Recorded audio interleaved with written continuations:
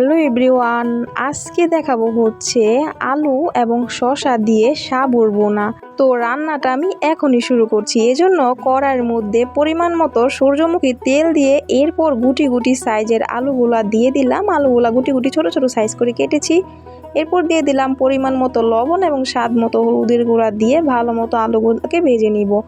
আবার পরিমাণ মতো তেল দিয়ে এরপর দিয়ে দিলাম তেজপাতা এবং আস্ত জিরা এবং দিলাম হচ্ছে আদা কুচি।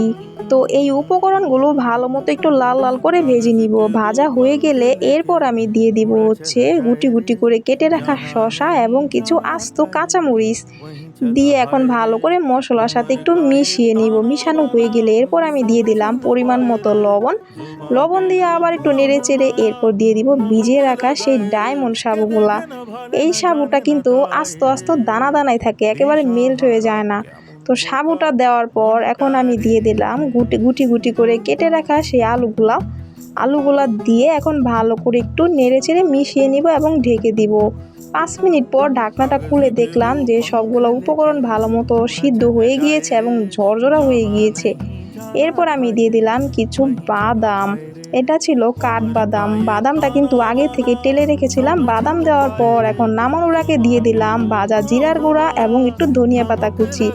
এখন ভালো করে মিশিয়ে নামিয়ে নিলাম। আর এই রেসিপিটা কিন্তু আপনারা যারা ডায়েট করেন তারাও খেতে পারেন, অনেক বেশি হেলদি আর খেতেও অনেক বেশি ইয়াম্মি। আজকের রেসিপিটা ছিল এই পর্যন্তই। যদি ভালো লেগে থাকে অবশ্যই রান্না করে খেয়ে কমেন্ট করে জানাবেন। Thanks for watching, tata.